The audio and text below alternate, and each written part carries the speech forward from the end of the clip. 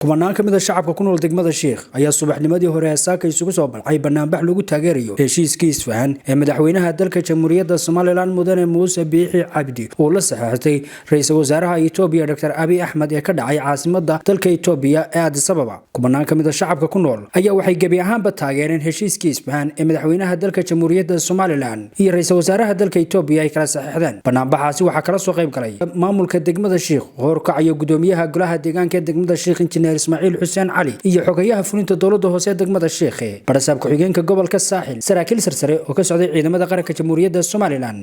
madaxdii kala duwaneyd halkaasi ka hadashana waxa hadaladoodii kamid ahaa sida tan Cabdiraxmaan Axmed Cali waa Soomaaliland aydin mayga taariikhdan aydin may Soomaaliland lagu dhawaaqay madaxweynaheedii goobjooga uu ahaa madaxweyne Maxamed Xaaji Ibraahim Cigaal hanaanka dawladnimo ee aynu maanta ku naaloonayno isagaa seeska u taago dhidibada u adkeeyey isagana waxaynu ilaahay uga baryaynaa inuu qabriga u nuuru dambigiisa dhaafo madaxweyne daahir riyaale kaahin hanaanka dimuqraadiyadeed ee lagu doortay xildhibaanada maanta garabkayga taagan ee uu maayarku ka mid yahay isagaa seeska u taagay isagana taariikhdaasuu leeyahay madaxweyne Axmed Maxamed Maxamuud Siinaayana taariikh buu leeyahay oo waa taariikhdii horumarka hadday tahay arrimaha bulshada wadooyinka iskuullada dhaqaalaha lacag beddelkii oo qiimaartii naga dhammaystiray dallacsiintii darajooyinka ciidamada waxaasoo dhanna waxa iskale taariikhda waxa isaguna ku suntan madaxweyne Axmed Maxamed Maxamuud Siinaayo madaxweyne Muuse Biixi Cabdi maanta isaguna wuxuu ku suntan yahay inuu sabab u noqdo inuu keeno aqoonsigii iyo ictiraafkii Jamhuuriyadda Soomaaliland ee aynu sugaynay muddada dheer ee dhowr iyo 30 sanadooda madaxweyne waad mahadsan tahay ilaahay garabkaaga ha galo hawsha taariikhiga aad noo soo dhammaystirtayna waad ku mahadsan tahay waxaan ii yar odhanayaa qolada koonfureed dadka waaweyn baa garanaya aqallada Soomaaliga markuu bahalka hoose galo waxbaa lagu shidaa malmal iyo waxbaa lagu shidaa dabeetana mahalkaasaa ka soo booda wixii cayayaan ku jiray oo dhan baa soo booda habeenkii dhaweyda taariikhda ahayd ee madaxweynaheenu heshiiska saxeexay waad arkayseen wixii xaska ka soo baxay baali meelaha ku jiray oo dhammi way soo baxeen haddaba iyaga lama yaabin oo awalba waan daylis haynay kuwii shaqo tegay ee xaggeenna ka shaqo tegay ee iska shaqaysanayey ayaa iyagana la kalifoo la yidhi waxa laydinka jari doonaa baystaynadii hadna oo meel u baxa iyagana waxaan leeyahay war culayskaa iyo kalifaadda iska daayo oo qarankiinna waa tallaabsaday ee dhinac ka soo raaca warqadda cafiskana insha allahu madaxweynaha wuu idin siin doonaa cafiskaad soo weydiisan doontaan taana iyagana intaasaan ka leeyahay dhammaan waxaan leeyahay dowladda Itoobiya ee federaalka Itoobiya waa ku mahadsan tihiin waana mid aan idinka filaynay waana idinku sugaynay xasan sheekhna waxaan leeyahay in kani ku dhaafiye maraqa cabti weeyaani war haddii kii hore ku dhaafay oo maxay tahay ictiraafkii ku dhaafay haddii ictiraafkii ku dhaafay waxaan ku odhan lahaa dalka labaad noqo ee ku dhawaaqa Jamhuuriyadda Soomaaliland iyo ictiraafkeeda marka hortay taasina waa taas adigana waxaan ku leeyahay taasiyay ku seegin dhammaan shacbi weynaha degmada Sheekh iyo gobolka Saaxilba madaxweyne waxay kugu soo dhaweynayaan caleemo qoyan farxad iyo rayn kuusha taariikhiga qarankaaga u soo hoysay baarlamaanka waxaan leenahay markay kalkiina gaadho inkastoo si fiican u sii hadasheen markay kalkiina gaadho xeerkaasi sharcigaasi hor yimaadey heshiiskaasi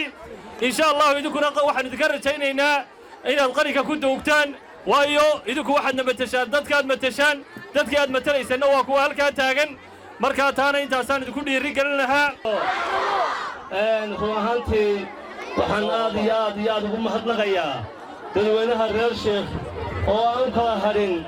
inay dareenkooda muujiyaan inay rabitaankooda muujiyaan inay madaxweynahooda barbar taagan yihiin runtii waa dareen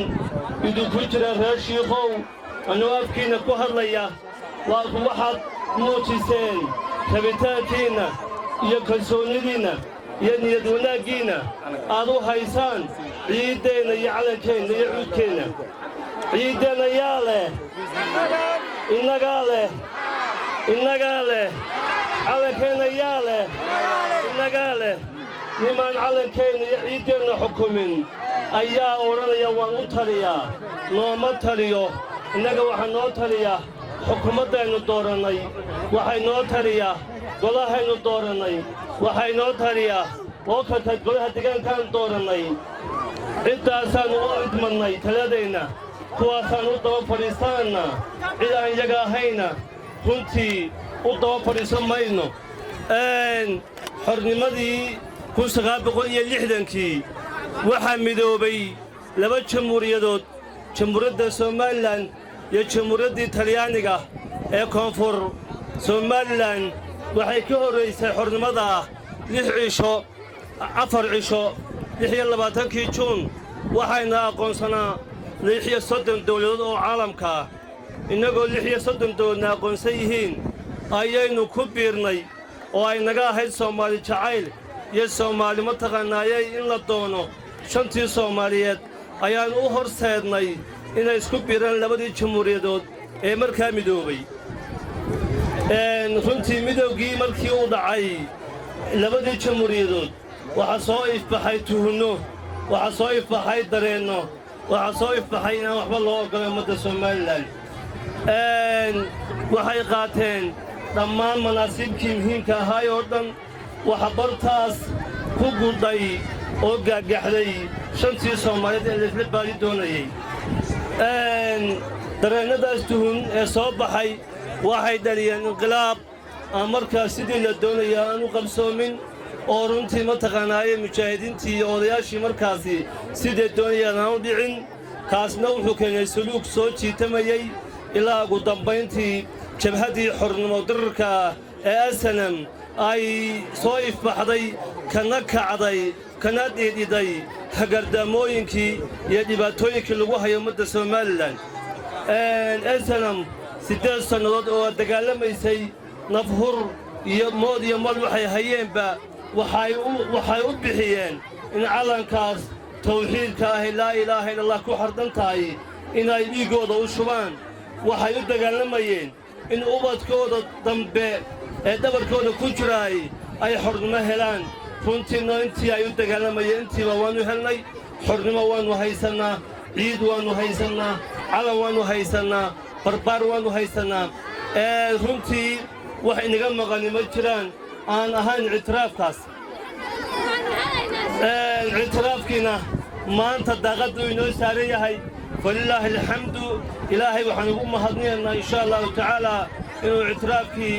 iyo wixii keliya naga dhinnaa 32 aan naawilaynay inuu ilaahayna siiyey oo daaqadda inoo soo saaray adduunyaduna waa masaalix adduunyadu waa interes waxbaa la kala beddeshaay waxba laysma siiyo haddii aynu wax ku beddelannay ictiraaf waa guul weeye maxaa midnimadeennu maxay ku jirtaa wanaaggeennu muxuu ku jiraa calankeennu muxuu ku jiraa waa midnimo innagoo qacmaha isqabsanna oo u midowna danta guud waxayna midayaa waa calankaas waxayna midayaa waa ciiddaah wax kaloo aan ahayn oo intaayna midayayn ma jiraan waxaynu xoojiyaynaa midnimadeenna iyo walaadnimadeenna iyo mataqaanaayey iyo ciiddeenna iyo calankeenna jawaabno kooxda dhibaatadu daashatay ee muqdisho looga taliyo muqdisho kama midnihin waar maynu ka mid nahay muqdisho miyaynu ka mid nahay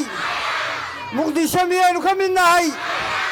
muqdisho waxaanu leenahay annagu waannu tashannay laba waddan baynu ahayn xornimadeedii waannagii la soo noqonnay dalkayaga badahayaga cirka iyo dhulkaba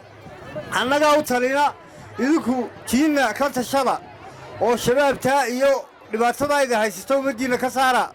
annagu meel kasta oo aqoonsigeegu nala tago horena waa nala aqoonsaday 26 juun 1960 baa nala aqoonsaday iyadoo soomaaliya la aqoonsan baa somalilan la aqoonsaday maantana mar labaad aqoonsigeegii ilaahay gacantuu noo soo gelinayaa arrimaha badahayaga iyo ictiraafkayagoodima khuseeyo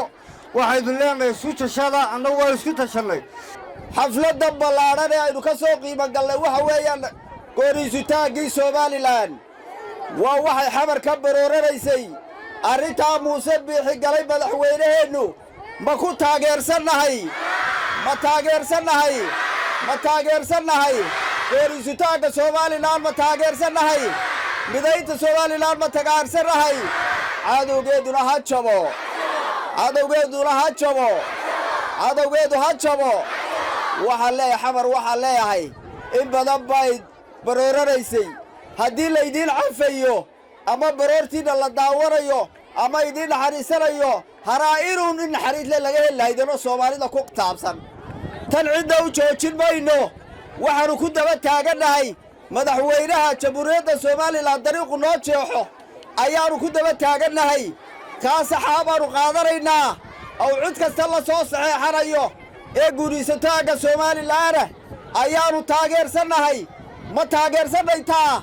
ma ka midaysannahay cadowguna ha jabo cadowguna ha jabo ciddii soo faragelisa dowladda Soomaaliland ciddii soo faragelisana waa loo joogaa waxba yay lahanin hadday qori sidato iyo hadday af sidato iyo hadday cudud leedahay iyadaa cid kale xukuntaa way iska dulqaadi lahayd iyadaa iska dulqaadi lahayd midna waxaan ka odhanayaa baroqdiida ay Soomaaliya ka wado baraha bulshada oo aanay awood u lahayn inay keento by force inay ku dhaqanto you can't tama awoodaan laakiin waxay awoodaan inay baroortaan waxaan la odhanayaa baroortiinaas waxaan ka leeyahay sidii ay waawayaashay ka yidhaahdeen muslimnimo ninkaan kugu dhaqayn muuminnimo khaasa gaalmaxasta kuu dhowrayo magasataadhaama taasi waxa kaloo odhanayaa Soomaaliya meelaha miidiyaha waxay niyadda nagaga jabisaa annagoo dhalinyarada Soomaaliland aqoonsiga Soomaaliland wuxuu ku jiraa gacantayada taa waxaan ka leenahay gacantiina kuma jiro laakiin wuxuu ku jiraa gacanta reer Soomaaliland dhalinyaradeeda iyo khayraadka dalkayaga dekedahayaga horumarkayaga annaga ayaa isku hayna oo sidaanu gaar ugu istaagnay una doonan karnaa aqoonsiga midna waxaan ka odhanayaa beesha caalamka oo in badanba Soomaaliland dhagaha iska nabaysay ama aanu jeesanaynin Soomaaliland horta in beesha caalamka waxaan leeyahay in badan waanu idin tusnay dastuurkayaga dhaqamadayada doorashooyinkayaga xorta la aan galno kala dambeynta dadkayaga is-ixtiraamka balse laakiin maanta waxaanu maraynaa heerkii aan anagu dabaaldegi lahayn ee ciidayadu aqoonsiga doonaysay taas ayaanu maraynaa alxamdulillaah waanu soo dhawaynaynaa gacal kasta oo wanaag nala doonaya waxaanu soo dhawaynaynaa wax kasta oo gobonimadayada jecel waxaan leeyahay madaxweyne muusow aabbihii dalkaygow kuwii horeba darajiyo ducuu nagu sabootiyeen adiguna nadaadihii dalka nabada soo dayr meeshii dalluunliyo muusow dacallada ka soo waxaan leeyahay waxaa tahay nin gaasiya dalka soo halgamin jiray oo hanuunin gelin jiray cadowgana hargowtimay iminkana guushu garabkaagay sugan tahay waxaan leeyahay anigoo dadweynahan badan ee maanta halkan isugu soo banaanbaxay ka soo yaro qaadan doona waxaan leeyahay dabayshu wanaagsana dastuurku madaxweynuhu isagu soo daadahshay kursigan ku fadhiisiyay salaan diirdiiran buu dadkaagana kuu sidaa ducana kuu raacinay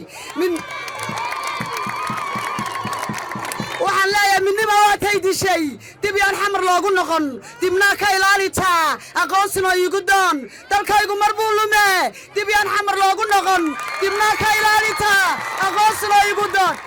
madaxweynaha jamhuuriyadda Soomaaliland muddadii 6 sano ee dalka joogay waynu ka warhaynaa arrimaha dibadda halka uu gaarsiiyey meesha uu marinayo waynu ka warhaynaa waxaana inoo maraga qaylada xamar